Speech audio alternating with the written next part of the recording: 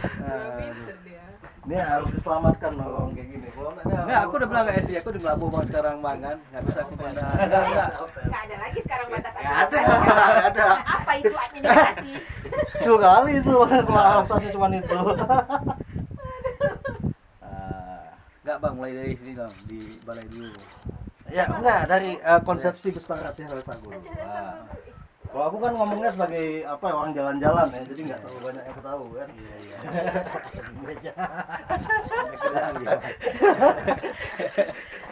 Silakan Pak Wazir. Ini apa yang harus ngomongin bang? Ya ketika ada istilah Aceh Sago, Oh. apa itu? Dari situ ya dulu. Oke, pancing-pancing aku ya. Mari terus ya.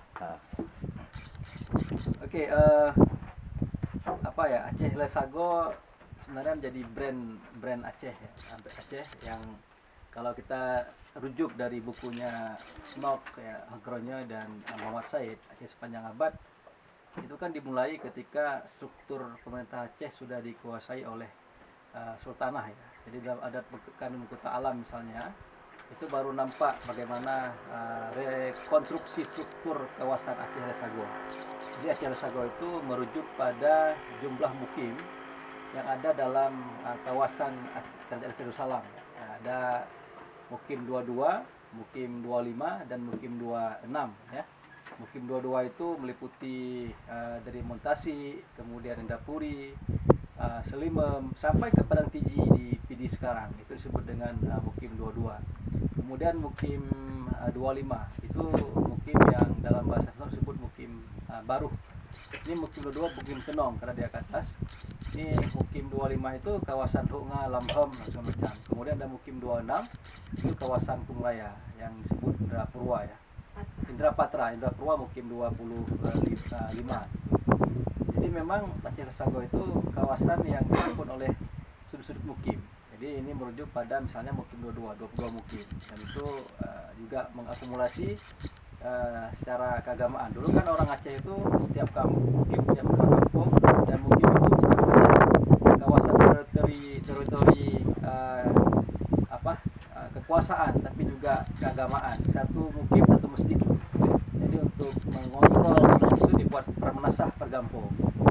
Nah uniknya Aceh mukim 22 yang sekarang tempat kita santai ya, di bawah rangkang seni jauh hari ya, yang lagi mau diekspos ini kawasan salah satu pusat mukim 22.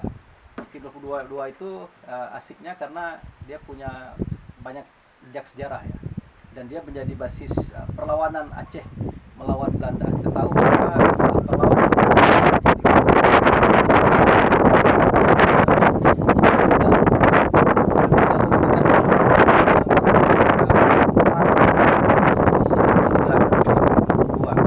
salah satu aktor utamanya itu misalnya Tengku Ciditiro dan Tengku Citanoabe. Maka dalam buku Muhammad Said Aceh Sepanjang Abad, kalau kita buka paling halaman bukunya itu akan nampak beberapa nama-nama yang berpengaruh dalam peran Belanda. Nah, di pertama disebut Tengku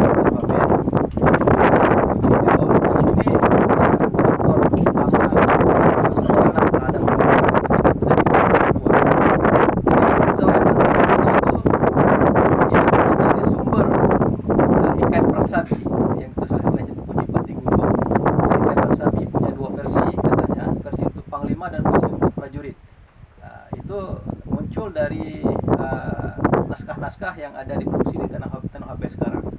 Dan Tengku Ciditiro juga mencari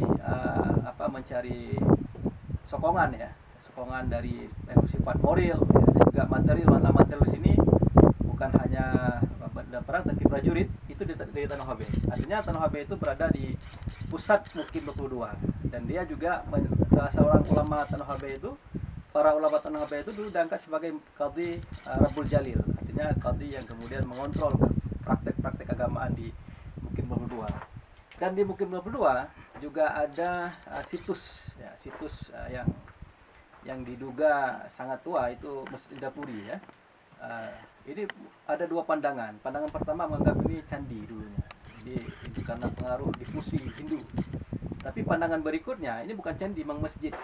Karena memang kan struktur masjid Nusantara itu tumpeng ya. Baru ketika Belanda masuk dibawa pola masjid, kubah masjid yang Timur Tengah. Ya, itu sebenarnya Timur Tengah, tapi juga Kubah itu kan dari budaya ortodoksi Kristen ya, yang kemudian diadopsi oleh Islam, bentuk Kubah, dan kemudian menjadi menjadi identitas rumah ibadah kita sekarang. Jadi semua masjid sekarang itu tidak lagi menggunakan tata tumpeng yang sangat lokality, tapi sekarang menggunakan bentuk identitas impor ya, impor sejak Belanda masuk begitu. Yang sekarang di mana-mana seperti itu. Nah, mungkin 22 di GJS ini tampaknya memang saudara Ari Palawi pintar sekali ya, meneropong mencari titik penting itu. Dan ini kalau kita lihat di GJS ya, di hamparan ini memang struktur kawasannya struktur yang kisah peradaban ya. Dia punya tadi Tanah Habe, dia punya Indrapuri ya, dan sampai pada konteks di Montasi sana. Jadi ini kalau kita mau lebih luas ya, misalnya ingin melihat ini bisa jadi kawasan situs kebudayaan besar. Problemnya Aceh kurang melakukan riset yang intens ya.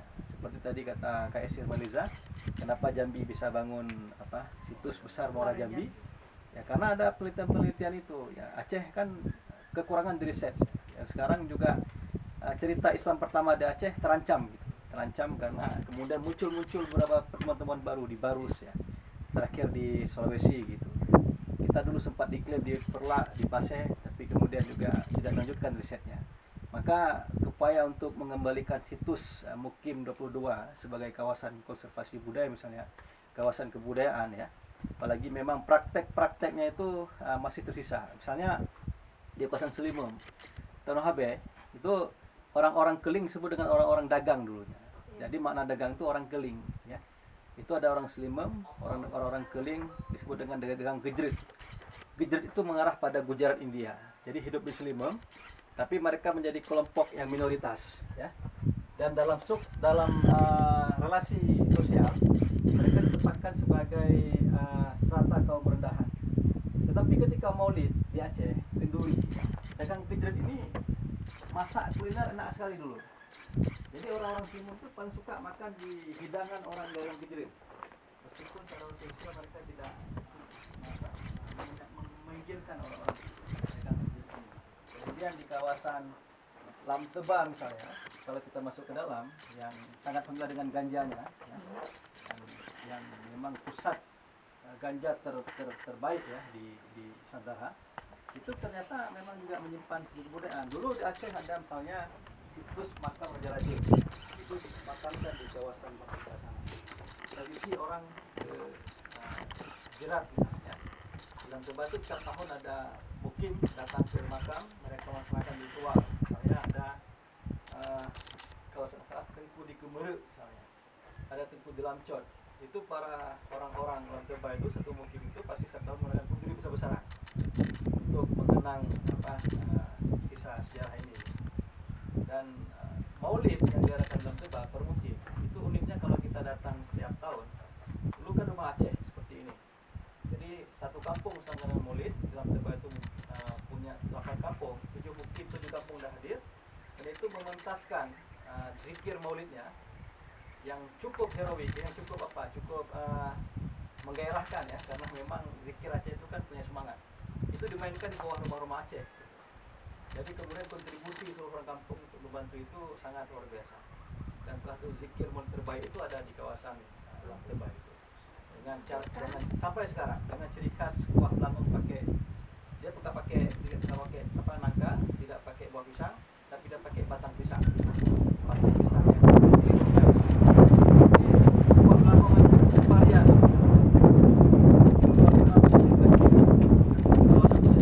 Dan mungkin berdua punya ciri khas sendiri. Artinya memang Ciri Sago itu punya varian komunitas kebudayaan dan sejarah.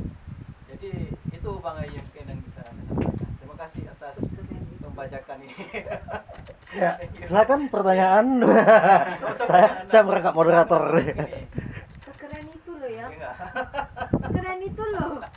Ini Bang. Ya Pak. Iya. Ayo Bang.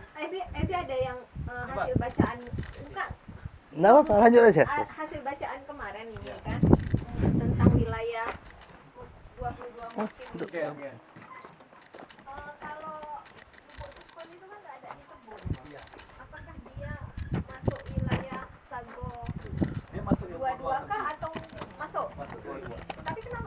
Bang, dari pertanyaan apa? Dia masuk ke akomodasi karena dia kawasan. Berarti dia tidak termasuk dalam kawasan itu ya? Dia masuk dalam kawasan itu tapi mungkin dia di bawah kawasan akomodasi.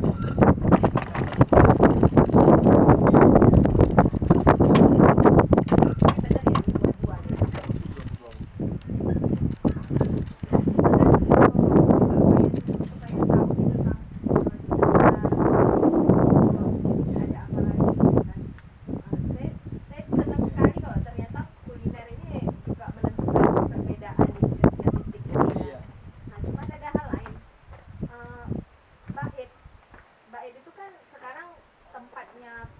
Pengrajin rencong. Iya, di Sibre. Apakah Iya.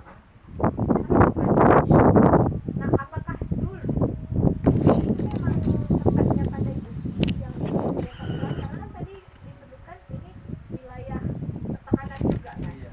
Wilayah yang punya fungsi yang lumayan banyak dibanding dua titik yang lain ya gitu. Apakah betul bisa dipastikan bahwa di Sibre itu, di Bait itu pusat pandai besi? Ya, dengan produksi rencong sampai sekarang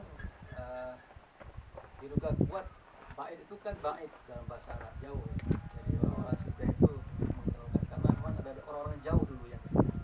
Orang-orang dari Persia mungkin dari Arab yang datang kemudian tinggal di orang mana, orang bait kan, orang jauh. Jadi kemudian dari kata bait itu jadi bait di Sibre. Itu dari tradisi lisan yang berkembang di dalam masyarakat. Nah, mungkin dalam konteks pengrajin besi kalau di Aceh kan kita tahu beberapa titik-titik pengrajin besi itu, misalnya di kawasan apa itu yang namanya merujuk pada pandai besi kan, Kampung Pandi ya? Kampung Pandai ya, Kampung Pandai besi. Dan di Sibreh itu turun-temurun sampai sekarang orang membuat rencong kerajinan gitu. Kalau kita lihat kemahiran kemampuan mereka mengukir rencong, menghasilkan rencong itu kan tidak spontanitas, artinya ada proses warisan ke pengetahuan itu yang turun-temurun sampai sekarang gitu.